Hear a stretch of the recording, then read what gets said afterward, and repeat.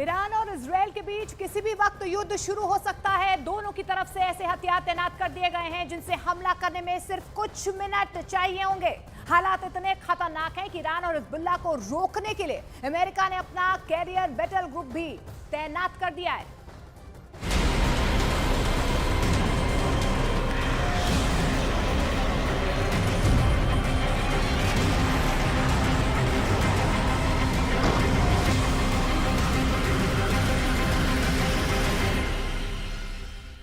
אנחנו לוקחים ברצינות את ההצהרות והאמירות של אויבינו, ועל כן אנחנו ערוכים במוכנות שיא בהתקפה ובהגנה, ואנחנו נפעל על פי הנחיות הדרג המדיני.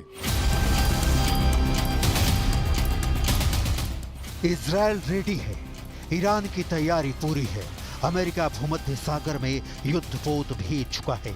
England, Germany, France साझा बयान जारी कर चुके हैं।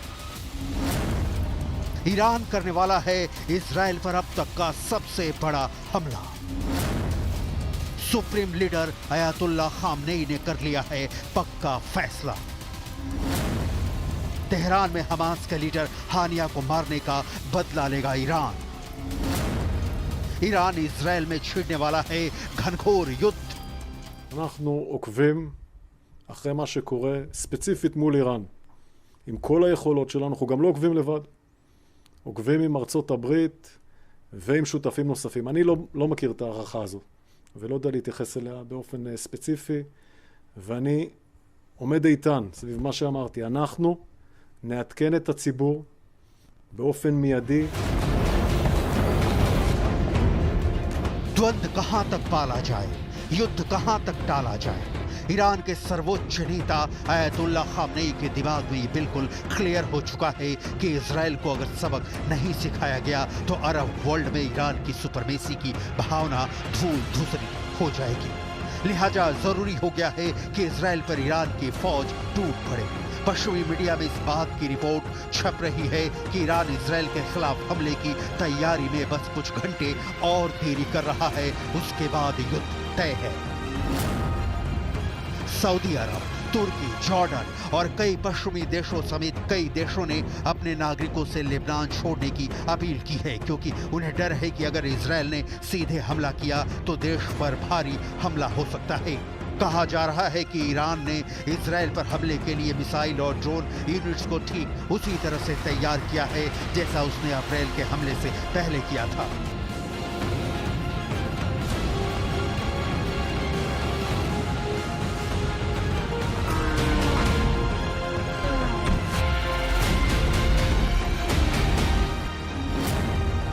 ऐसे में सवाल उठता है कि अगर वाकई ईरान ने इजराइल पर हमला किया तो क्या होगा? इजराइल की जवाबी कार्रवाई कैसी होगी? क्या इस हमले के बाद दोनों देशों के मित्र देश और संगठन भी इस जंग में कूद पड़ेंगे? सवाल तो यह भी है कि अगर ईरान इजराइल के बीच युद्ध छिड़ता है तो कौन पड़ेगा भारी, क्योंकि दोनों की दिख रही है पूरी तैयारी।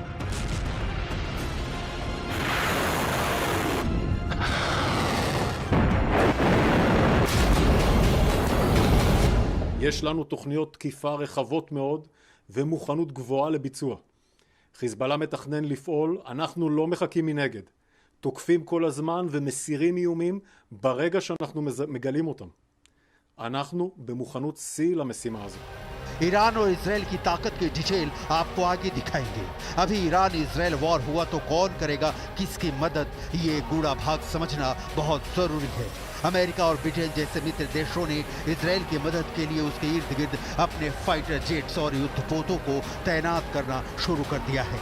अमेरिकी रक्षा मंत्री लॉयड ऑस्टिन ने कहा है कि उनका देश इजराइल की रक्षा के लिए हर संभव कदम उठाएगा।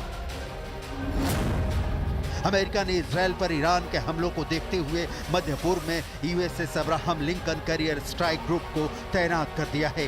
इस स्ट्राइक ग्रुप में कई विध्वंसक, mine sweeper, tanker, anti submarine warfare और फ्रिगेट युद्धपोत शामिल हैं। अमेरिकी नौसेना का USS Theodore Roosevelt carrier strike group भी इन दिनों मध्य पूर्व में गश्त लगा रहा है। इससे स्ट्राइक ग्रुप में भी कई दूसरे युद्धपोत और पनडुब्बियां तैनात हैं। एयरक्राफ्ट कैरियर अब्राहम लिंकन खुद में चलता फिरता शहर है जिस पर 80 से ज्यादा एयरक्राफ्ट और 3000 से ज्यादा नौसैनिक तैनात होते हैं। अब्राहम लिंकन एयरक्राफ्ट कैरियर अपने साथ F-35 लड़ाकू विमान भी लेकर जा रहे हैं। F-35 को दुनिया का सबसे एडवांस लड़ाकू विमान माना जाता है। यह लड़ाकू विमान दुश्मन के राडार को चकमा देकर हमला करने में माहिर है। एयरक्राफ्ट कैरियर अब्राहम लिंकन पहले आराम से इस क्षेत्र की तरफ बढ़ रहा था जहां इसे USS Theodore Roosevelt aircraft carrier की जगह लेना था, लेकिन अमेरिका के रक्षा मंत्री ने इसे तेजी से आगे बढ़ने का आदेश दिया है। अमेरिका ने मध्य पूर्व में समुद्र के अंदर के खतरों से निपटने के लिए पनडुब्बी यूएसएस जॉर्जिया को भी तैनात किया है। यूएसएस जॉर्जिया ओहियो क्लास के बैलिस्टिक मिसाइल पनडुब्बी है। यह पनडुब्बी 46 किलोमीटर प्रति घंटे की स्पीड से चल सकती है। इसके अलावा इस पनडुब्बी पर 21 इंच के हैवी टॉर्पीडो और 154 टॉमहॉक क्रूज मिसाइलें तैनात हैं। पिछले साल अक्टूबर में बाइडेन ने पूर्वी भूमध्य सागर में इसी तरह की तैनाती का आदेश दिया था जब दुनिया के सबसे बड़े एयरक्राफ्ट कैरियर में से एक यूएसएस गेराल्ड आर फोर्ड इस क्षेत्र में पहुंचा था और इस बेड़े में यूनाइटेड किंगडम के जहाज और जासूसी विमान भी शामिल हुए थे। अमेरिका ने ईरान के हमले के खतरे को देखते हुए मध्य पूर्व में F-22 लड़ाकू विमान को भी तैनात किया है। अमेरिका के सेंट्रल कमांड ने कुछ दिनों पहले ही कहा था कि उनके ऑपरेशनल एरिया में F-22 रैप्टर विमान आ चुके हैं। ये स्टील्थ तकनीक से लैस विमान है जिसे अमेरिका ने किसी भी देश को नहीं बेचा है। ईरान इजराइल पर हमला करता है तो इसकी 100% गारंटी दिख रही है कि अमेरिका सिर्फ हस्तक्षेप नहीं करेगा बल्कि इजराइल की ओर से ईरान पर हमला करेगा। ये सब अमेरिका उस वक्त कर रहा है जब अमेरिकी राष्ट्रपति जो बाइडेन गाजा में इजरायली युद्ध की आलोचना कर रहे हैं। फरवरी में गाजा एनक्लेव में इजराइल के ऑपरेशन को अत्यधिक बताया और बार बार कहा कि बहुत अधिक नागरिक मारे गए थे। हालांकि इसके बाद भी इजराइल लगातार गाजा में हमले कर रहा है और अमेरिका लगातार इजराइल को हथियार सप्लाई कर रहा है।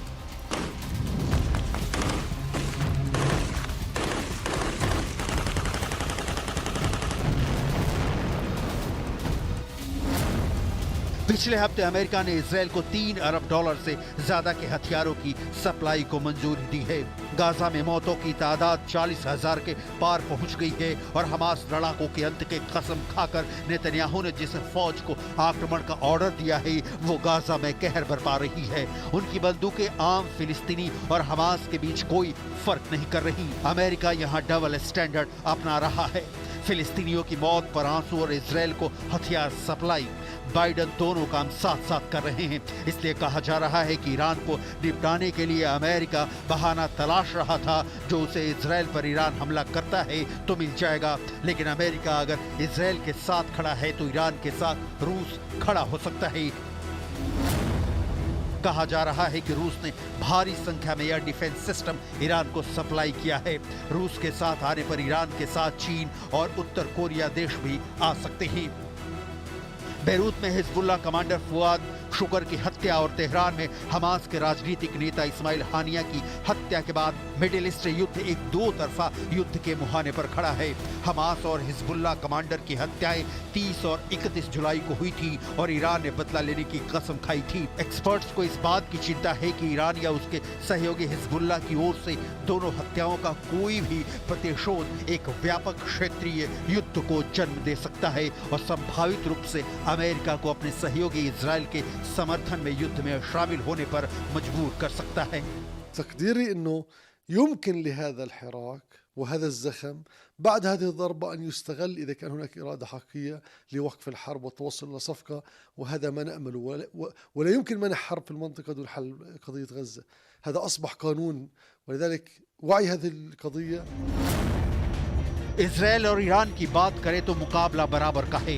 ग्लोबल फायर पावर इंडेक्स की बात करें तो ईरान दुनिया में 14वें नंबर पर है जबकि इजराइल 17वें नंबर पर है।